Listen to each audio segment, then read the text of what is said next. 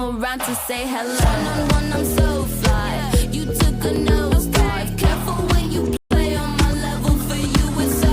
Hey, hello. Motorola Razr 50 Ultra. Flip the script. Hello, Moto. First hand.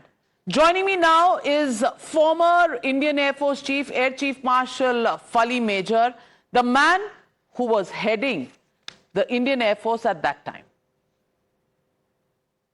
Fali Homi Major, I want to ask you, Chief, Tahavvur Rana landing in India, in Indian custody today, what does this mean in terms of a breakthrough in the investigations and taking forward the attack of 26/11 and the retribution that the country has been expecting following that terror attack? It's fantastic news that the government today has finally got this guy through the extradition from the United States. And I'm quite sure that a lot of unknown aspects of the drastic 26/11 attack will come out once he's put through the interrogation. And I'm quite sure that he's going to sing along very well for us to know what happened. But I'm disappointed about one thing, that it's a little too late. Because if we had hit those guys then, probably this guy would have been history by now. Well said. Chief, you had said this earlier as well, that you were ready, the Indian Air Force was ready, and the strike should have happened at that time. Can you take our viewers through what was the situation? Did you make a presentation to the then political leadership, and what was their response? Soon after this attack, that our preparations had started, that this is a terrible, terrible attack. We've lost, I think, almost about 170 people. And I'm sure that the government would ask us to take some kind of action. At that stage, we didn't know whether it would be the Air Force, Army, or whoever. But we were quite sure, and as Air Force men, we prepared our own alternatives.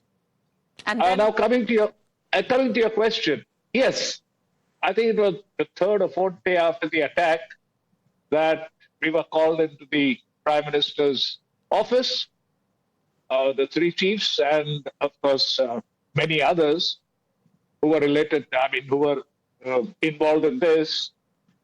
And we were asked as to what kind of options we have to launch a retaliatory strike, a precision strike. And we gave out our options that we will be ready to undertake the strike if asked in the next 18 to 24 hours. That's it. What were you told when you offered that within 18 to 24 hours you would be ready? Was there a response from the other side? No. Nothing at all? There was no response. And in such matters, whenever you put forward an option or a proposal, our mandate ends there. And then it is left to them to let us know. And once this was done, when we went back, we kept those plans active. Actually, we did it very quietly on a totally need-to-know basis, and only the people and forces which were involved would get involved in this operation were informed. But we maintained this readiness for quite a long period. How long? I think almost about 10, 15 days. Should we have acted decisively then, or is the present dispensation of a nature that is more in tune for taking decisive decisions? What would be your view on that? Mine would be a one-word answer, and that is Balakot. Now draw your own conclusions.